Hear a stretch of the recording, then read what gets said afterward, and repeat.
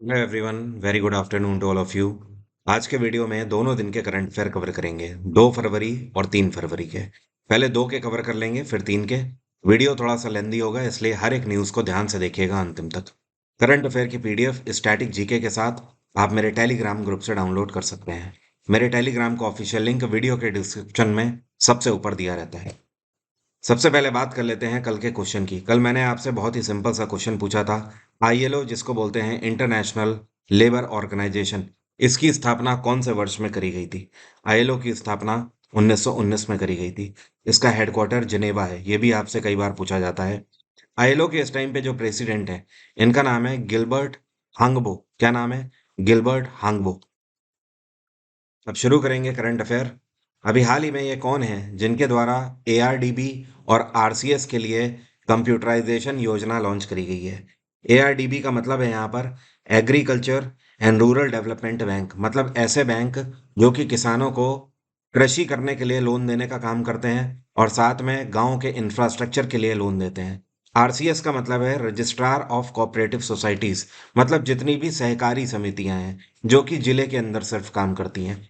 तो एक तरीके से ये सभी संस्थान जो कि अभी तक कंप्यूटराइज नहीं हुए थे, ऑफलाइन ही काम कर रहे थे, तो इनको कंप्यूटराइज किया जाएगा पूरे तरीके से इस योजना के अंतर्गत। तो इसको लॉन्च किया गया है home affairs minister Amit Shah के द्वारा। इस योजना के अंतर्गत भारत सरकार के द्वारा टोटल 225 करोड़ की धनराशि आवंटित करी गई है। इस पैसे की मदद से पूरे भारत के अंदर 13 राज्यों और यूटीज को के अंदर 1851 ऐसी यूनिट्स का कंप्यूटराइजेशन किया जाए। आज की डेट में हम बैंकिंग सिस्टम को अगर देखें, तो लगभग हमारा पूरा जितना भी कॉमर्शियल बैंकिंग है, वो सब सीबीएस है, मतलब कंप्यूटर बेस्ड बैंकिंग हो रही है, या फिर सेंट्रलाइज्ड बैंकिंग सिस्टम इसी को बोल देते हैं। ठीक है। तो सीबीएस के होते हुए अब इन संस्थानों को भी ऑफलाइन नहीं छोड़ा जा सकता है, जाहिर सी बात है, क्योंकि सभी को सेंट्रलाइज्ड बैंकिंग से कनेक्ट करना है। तो 225 करोड़ की मदद से अब ऐसा किया जाएगा। एसपीएआई की अभी हाल ही में रिपोर्ट आई है। यहाँ पर एसपीएआई का मतलब है snow leopard population assessment in India.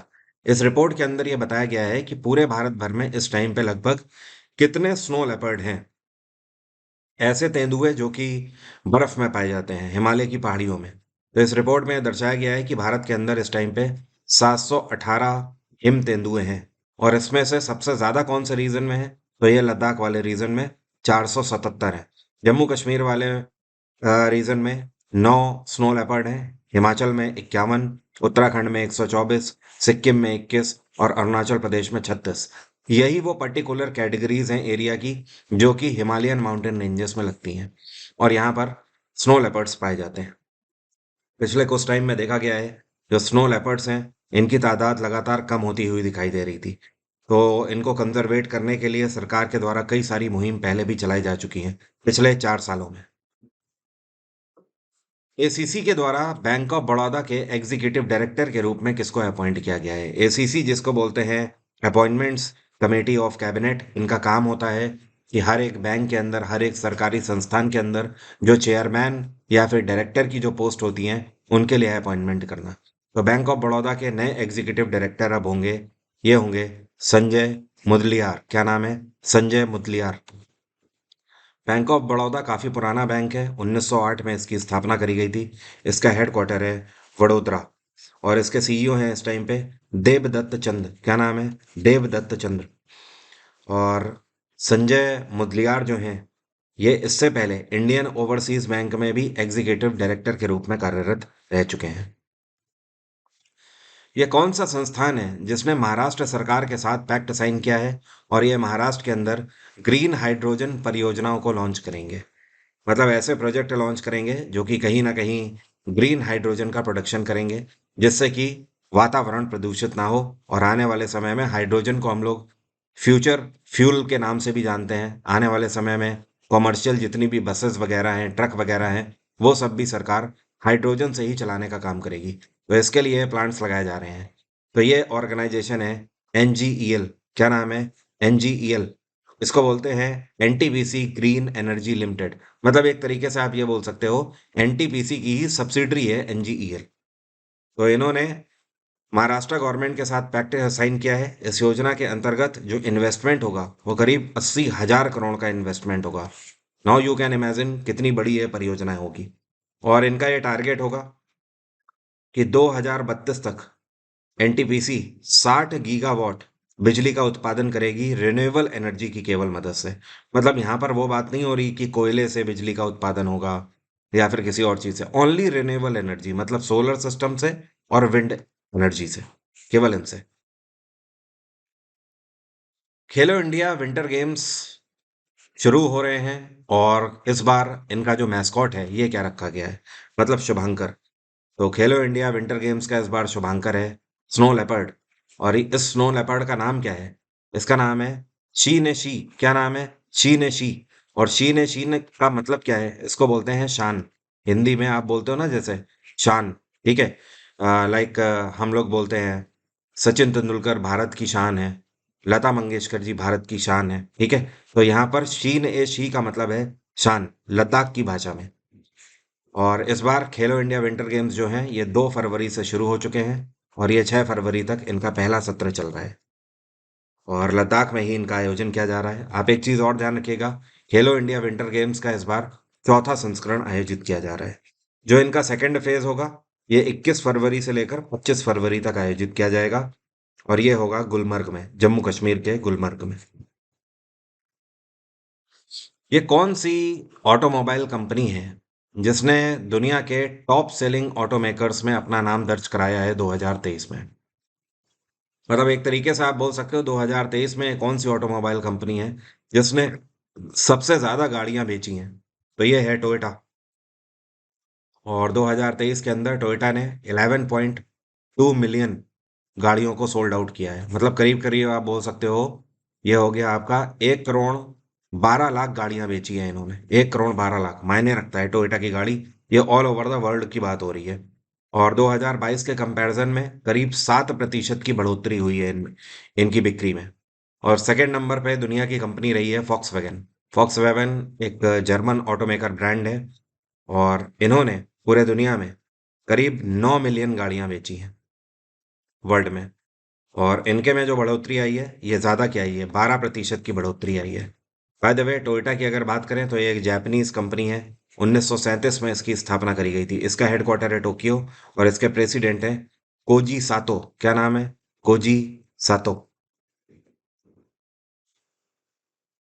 Egypt के अंदर कायरो वर्ल्ड कप आयोजित किया गया था राइफल इवेंट का। तो इस बार 2024 के कायरो वर्ल्ड कप इवेंट में silver medal air rifle event में किसने जीता है? तो ये भारतीय खिलाड़ी हैं सोनम मस्कर। सोनम मस्कर ने सिल्वर मेडल जीता है। और ये जिनसे हार गई हैं उनका नाम है एना जानशीन। क्या नाम है? एना जानशिन, ठीक है। और ये कहाँ की खिलाड़ी हैं? ये जर्मनी की खिलाड़ी हैं। तो एना जानशिन से केवल सोनम मस्कर 0.9 पॉइंट से हारी हैं, ठीक है, 0.9 से। सोनम मस्कर ने जो पॉइंट अर्जित किए हैं ये 252.1 और एना जानशिन ने 253। तो आप समझ लीजिए 0.9 का केवल अंतर है। और जो थर्ड नंबर पे रही हैं इनका नाम है एनेटा टैनकेविस। ये पोलैंड की खिलाड़ी हैं। खैर मैंने पूरी टेबल आपको दे दी है, आप ध्यान रखिएगा। गोल्ड जीता है एना जेंसन ने और सिल्वर जीता है सोनम मस्कर ने। और ये 10 मीटर एयर राइफल इवेंट था। इसमें जो मेंस कैटेगरी की भी जो लिस्ट है वो भी मैंने पीडीएफ में दे दी है, तो आप एक बार पीडीएफ जरूर देख लीजिएगा। ये कौन सी ऑर्गेनाइजेशन है जिसने दुनिया में पहली बार ह्यूमंस के लिए ब्रेन चिप बनाई है? ये एक ऐसी ब्रेन चिप है जो कि इंसान के दिमाग के अंदर इंस्टॉल करी जाएगी। तो इसको बनाने वाली कंपनी का नाम है न्यूरालिंक। और न्यूरालिंक एलॉन मस्क की कंपनी है। इसके नाम से ही आपको समझ जाना चाहिए न्यूरा, मतलब ये एक ऐसी कंपनी है जो कि ब्रेन्स के लिए टेक्नोलॉजी डेवलप करेगी। दरअसल एक दिमागी बीमारी होती है, इसको बोलते हैं पार्किंसन। क्या बोलते हैं? पार्किंसन।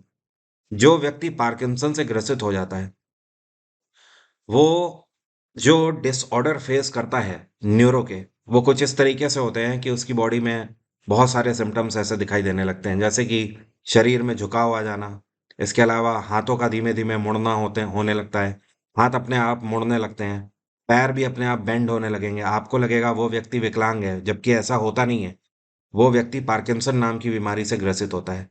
अपार्ट फ्रॉम दिस, उसका चेहरा कुछ इस तरीके से मुड़ने लगेगा कि आपको लगेगा जैसे उसने मास्क लगाया हुआ है, या फिर वो जानबूझ के ऐसा करने की कोशिश कर रहा है। तो ये पार्किंसन नाम की बीमारी होती है, ठीक है।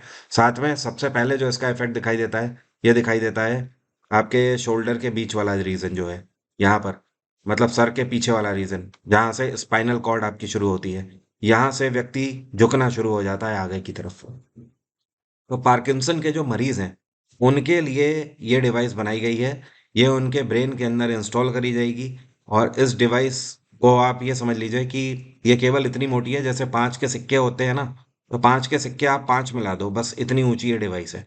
ऐसी गोल डिवाइस है। तो ये क्या करेगी, ये जो न्यूरो ऑर्डर होता है उसको ट्रैक करने का काम करेगी, उसके पैटर्न को देखने का काम करेगी कि किस किस तरीके से उनका पैटर्न चेंज हो रहा है, ताकि जो सर्जन्स होंगे उन्हें पता लग सके कि पेशेंट को कैसे ट्रीट किया जाएगा। एक किताब अभी हाल ही में लॉन्च हुई है। इस किताब का नाम है Kashmir travels in paradise on earth. ये किताब किसके द्वारा लिखी गई है, तो इसको लिखने वाले राइटर हैं रोमेश भट्टाचार्य जी। क्या नाम है? रोमेश भट्टाचार्य जी। इस किताब में इन्होंने बखूबी ये दर्शाया हुआ है कि कश्मीर आज की डेट में जिस तरीके से मिलिटेंट से अफेक्टेड है, जिस तरीके से कश्मीर अपने आप की लड़ाई लड़ रहा है, किस तरीके से कश्मीर में आज गोला बारूद चल रहा है, और अपने आप में कश्मीर आहत है आतंकवादी गतिविधियों की वजह से। तो ये किताब ये दर्शाती है कि कश्मीर एक टाइम पर ऐसा था जो कि अनटच था। मतलब कोई कश्मीर में, आप ये सोचो कि इंसानों का इंटरफेरेंस ही नहीं था। और ऐसा बहुत टाइम पहले की बात नहीं है, ऐसा केवल 1000 साल पहले की बात है। आप ऐसा समझ लीजिए कि लोग केवल मेडिटेशन के लिए ही वहां पे जाया करते थे, और 1000 सालों के बाद ही आज की डेट में कश्मीर की हालत ऐसी हो चुकी है कि जो कि अकल्पनीय है। तो ये इस किताब में दर्शाया गया है। अभी हाल ही में 16वें फाइनेंस कमीशन की शुरुआत हुई है। ये तो मैंने आपको बताया था, 15वां फाइनेंस कमीशन खत्म हो गया है। तो जो 16वां वित्त आयोग है, इसमें कितने ऐसे मेंबर हैं जिनको भारत सरकार के द्वारा अपॉइंट किया गया है? तो टोटल अगर बात करी जाए तो भारत सरकार के द्वारा यहाँ पर 4 सदस्यों को अपॉइंट किया गया है। देखो, फाइनेंस कमीशन में टोटल 5 सदस्यों का प्रावधान होता है, 4+1। जो 4 होते हैं मेंबर होते हैं, एक इसके हेड होते हैं, तो टोटल 5 सदस्य होते हैं। हाल ही में भारत सरकार की तरफ से ये 4 सदस्य हैं जो कि अपॉइंट किए गए हैं। ये कौन कौन है मैं आपको बता देता हूँ। एक तो है निरंजन राजा दक्ष एक हो गए। दूसरे हैं एनी जॉर्ज मैथ्यू। तीसरे हैं अजय नारायण। ये जो 3 सदस्य हैं, ये तीनों फुल टाइम मेंबर हैं, ठीक है। और जो चौथे हैं, ये हैं सौम्या कांति घोष। ये पार्ट टाइम मेंबर हैं। तो टोटल 4 मेंबर अपॉइंट किए गए हैं। अब सवाल ये है कि 16वां वित्त आयोग जो है, इसकी अध्यक्षता कौन करेगा? तो ये बहुत इंपॉर्टेंट है, इनका नाम आप ध्यान रखिएगा। ये हैं अरविंद पनगाड़िया। क्या नाम है? अरविंद पनगारिया। और इससे पहले ये नीति आयोग के वाइस चेयरपर्सन रह चुके हैं। अब ये 16वें वित्त आयोग की कमान संभालेंगे। हमारे संविधान में आर्टिकल 280 में फाइनेंस कमीशन का प्रावधान है। जो फाइनेंस कमीशन का चेयरपर्सन होता है, इसका कार्यकाल 5 साल का होता है। इसकी रिटायरमेंट एज 65 साल की होती है। हाल ही में मलेशिया के 17वें राजा के रूप में किसको अपॉइंट किया गया है? तो मलेशिया के 17वें राजा सुल्तान इब्राहिम बनाए गए हैं। कौन है? सुल्तान इब्राहिम। और मलेशिया का एक स्टेट है जोहर। जोहर के ये अ, सुल्तान थे अभी तक, लेकिन अब ये पूरे मलेशिया के किंग हो गए हैं, ठीक है। एंड इसके अलावा एक और इम्पोर्टेंट चीज़ आप ध्यान रखिएगा कि जिसको इन्होंने सक्सीड किया है, इन्होंने जिनको सक्सीड किया है उनका नाम है अब्दुल्ला सुल्तान अहमद शाह। क्या नाम है? सुल्तान अब्दुल्ला अहमद शाह। तो उनकी एज 65 साल हो गई थी, तो अब उनकी जगह पर आ गए हैं सुल्तान इब्राहिम। मलेशिया की कैपिटल है कुआलालंपुर। और इस टाइम पे यहाँ पे प्रधानमंत्री कौन है? ये हैं अनवर इब्राहिम। हाल ही में झारखंड के अंदर तो आपको पता ही लग रहा है, सियासी गर्मा गर्मी चल रही है। लगातार पूरा यूट्यूब भरा हुआ है, न्यूज़पेपर भरे हुए हैं झारखंड की सियासी गर्माहट से। तो झारखंड में नए मुख्यमंत्री कौन बनाए गए हैं? नए मुख्यमंत्री बने हैं हेमंत सोरेन को तो ईडी ने अरेस्ट कर लिया है, और अब है चंपाई सोरेन नए यहाँ पर झारखंड के मुख्यमंत्री के रूप में अपॉइंट किए गए हैं। और इससे पहले ये यहाँ पे ट्रांसपोर्ट मिनिस्टर के रूप में कार्यरत थे, राज्य के अंदर ट्रांसपोर्ट मंत्रालय संभाल रहे थे। अब मुख्यमंत्री की कमान इनको दी गई है। बहरहाल आपको बता दूं ईडी की तरफ से, जिसको एनफोर्समेंट डायरेक्टरेट बोलते हैं, हेमंत सोरेन के ऊपर 600 करोड़ के गबन के चार्जेस हैं। और ये सारे जो पैसे हैं, ये मनी लॉन्ड्रिंग के ऊपर इनके ऊपर चार्जेस लगाए गए हैं कि जमीन को लेकर कुछ घोटाला इन्होंने किया है, ऐसे पूरे चार्जेस हैं 600 करोड़ के लेकर। फिलहाल ईडी ने इनकी 4 दिन की और रिमांड मांग ली है, तो अगले 4 दिन तक और इनको रिमांड में लिया जाएगा। अब बात कर लेते हैं आज के करंट अफेयर की। अभी हाल ही में ये कौन सा संस्थान है जिसके द्वारा पीएम गति शक्ति समिट को लॉन्च किया गया है? और इसका जो टाइटल रहा ये था towards logistic efficiency and integrated infrastructure planning. इस समिट के अंतर्गत टोटल जो कंसर्न था वो ये था कि जो हमारा इंफ्रास्ट्रक्चर है, जो सामान की आवाजाही है इंपोर्ट एक्सपोर्ट का, उसके लिए और बेहतर इंफ्रास्ट्रक्चर बनाया जा सकता है, वर्ल्ड क्लास इंफ्रास्ट्रक्चर बनाया जाए, कम से कम समय में हम ज़्यादा से ज़्यादा जो सामान है उसकी आवाजाही कर सकें। तो इसको लॉन्च किया गया दो ऑर्गेनाइजेशन के द्वारा, फिकी और डीपीआईआईटी के द्वारा। डीपीआईआईटी का मतलब होता है department for promotion of industry and internal trade, और फिकी का तो मतलब आपको पता ही है, federation of Indian chambers of commerce industry. ठीक है, तो इन दोनों संस्थाओं ने मिलकर इस समिट को लॉन्च किया नई दिल्ली में। एयू स्मॉल फाइनेंस बैंक के नॉन एग्जीक्यूटिव चेयरपर्सन के रूप में कौन अपॉइंट किए गए हैं? तो जो आपको पिक्चर में दिखाई दे रहे हैं, ये कोई छोटे हुए ब्यूरोक्रेट नहीं है। ये फॉर्मर आरबीआई डेप्यूटी गवर्नर है। इनका नाम है HR खान। पूरा नाम है इनका हारून राशिद खान।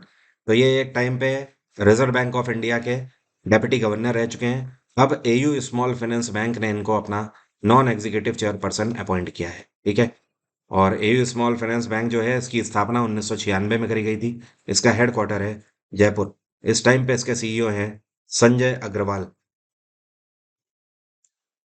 भारत के पहले वैश्विक गतिशीलता एक्सपो का उद्घाटन किसके द्वारा किया गया है? मतलब अंग्रेजी में अगर बोले, इंडिया ग्लोबल मोबिलिटी एक्सपो, इसका उद्घाटन किसने किया है? तो प्रधानमंत्री नरेंद्र मोदी के द्वारा इसका उद्घाटन किया गया है।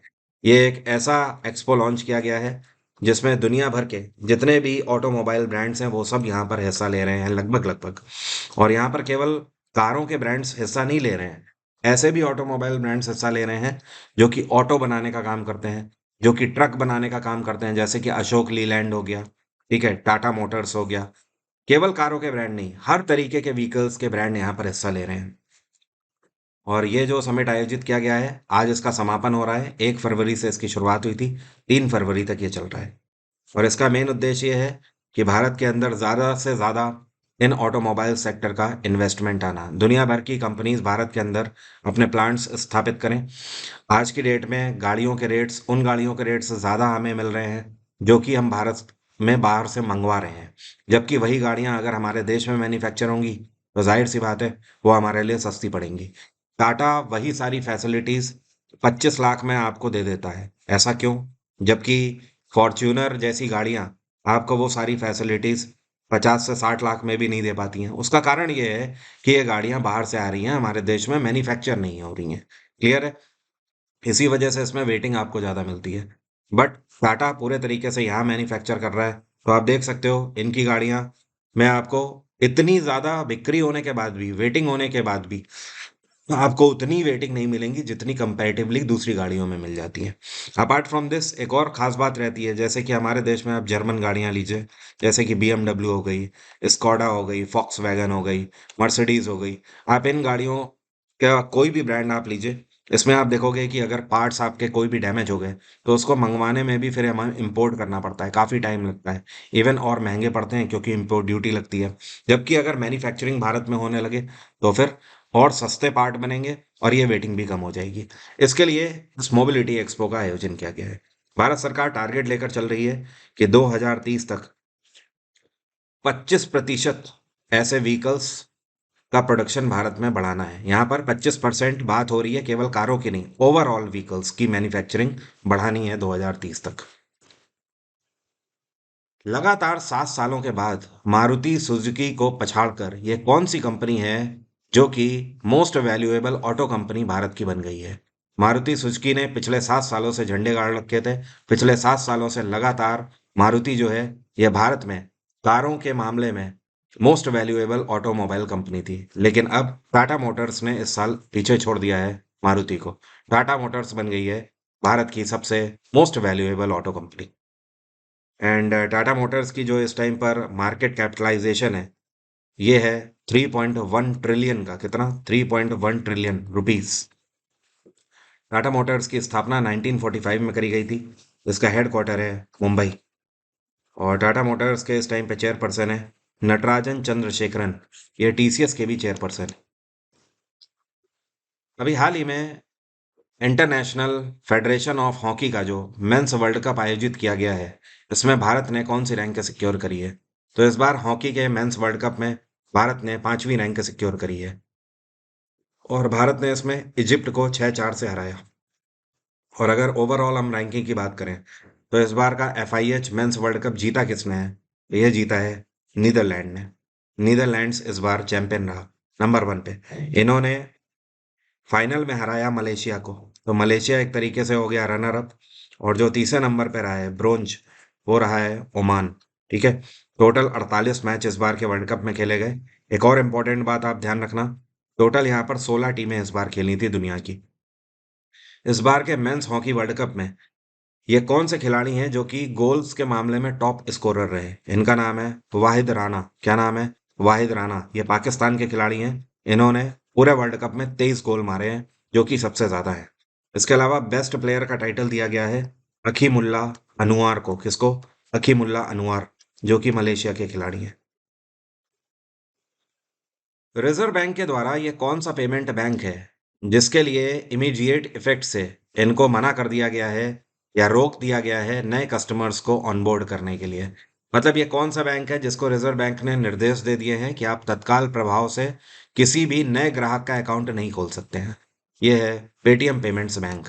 पेटीएम पेमेंट्स बैंक ने रिजर्व बैंक ऑफ इंडिया की जो गाइडलाइंस हैं इनका वायलेशन किया, इनको नहीं माना, जिसकी वजह से रिजर्व बैंक ऑफ इंडिया ने इनको बार्ड कर दिया है।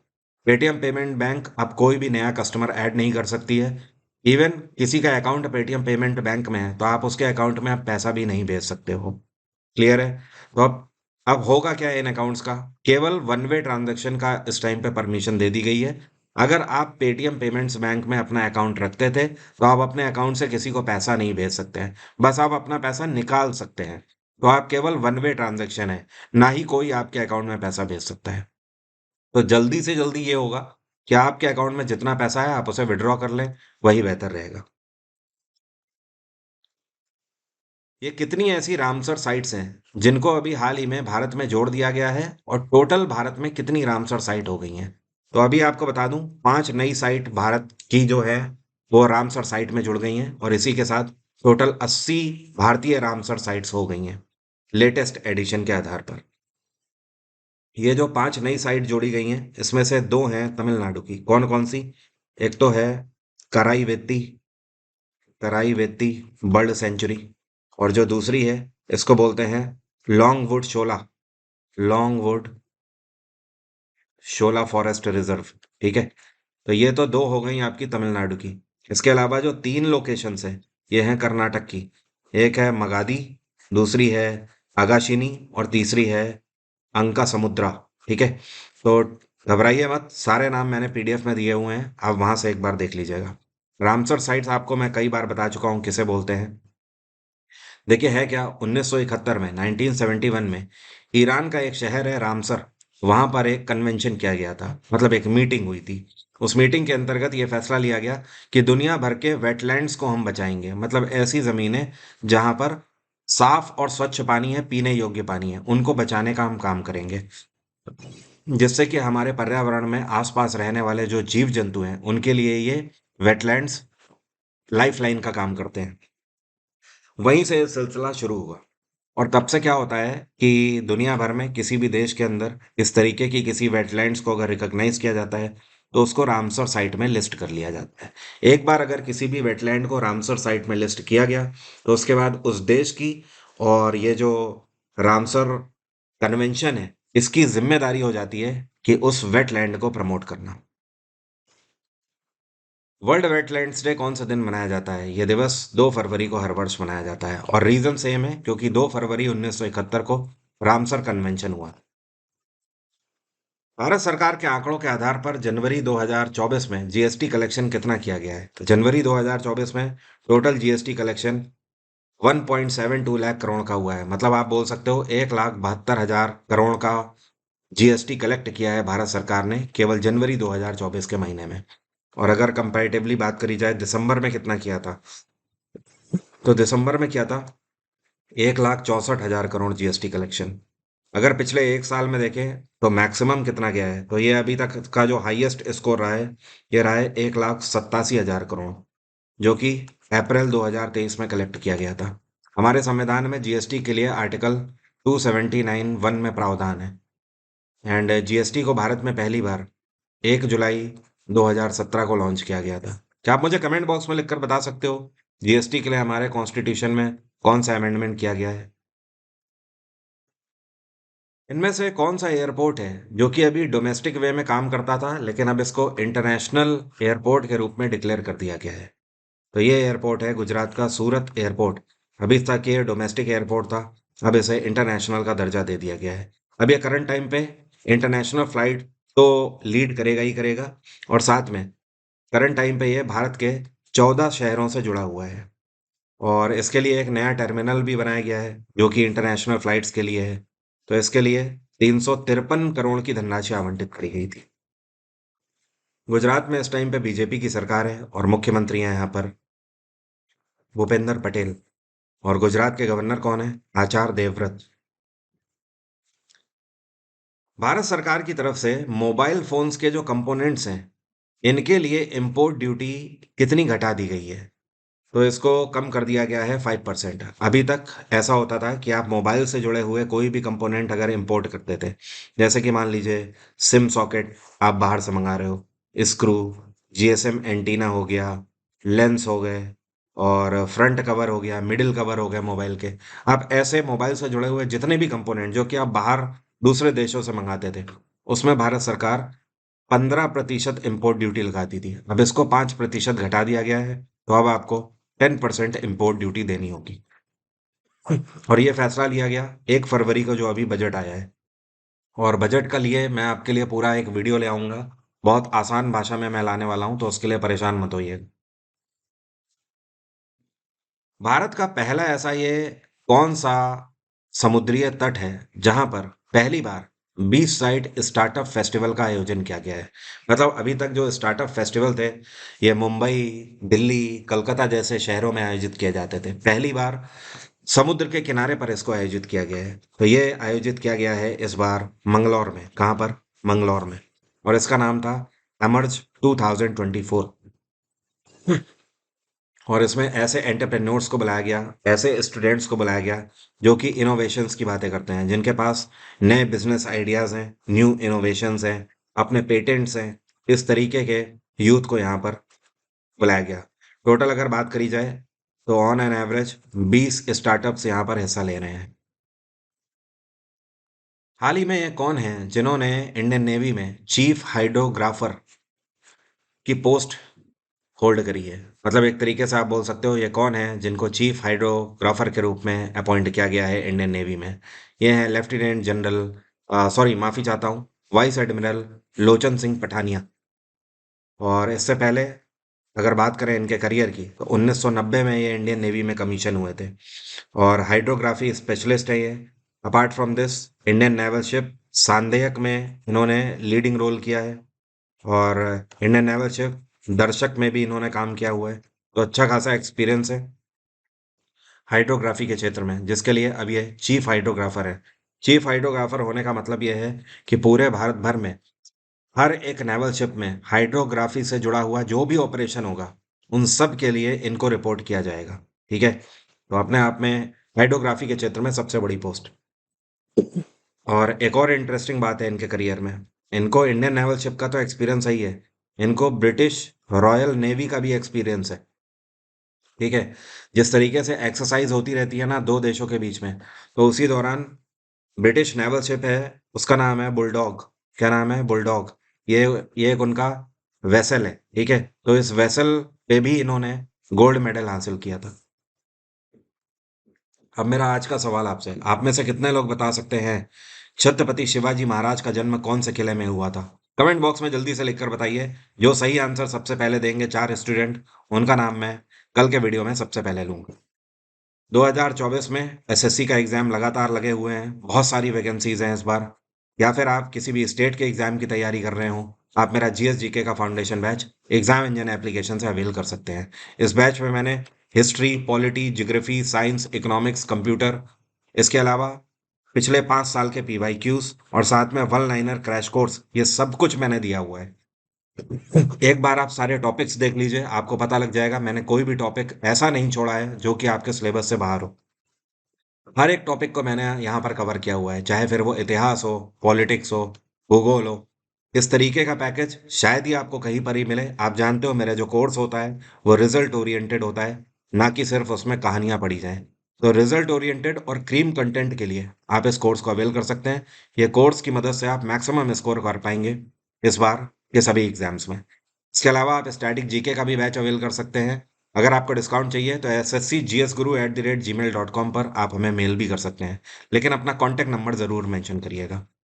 Apart from this exam engine application में आपके लिए और भी बहुत कुछ है, जैसे कि आप कंप्लीट रीजनिंग का बैच भी ले सकते हैं।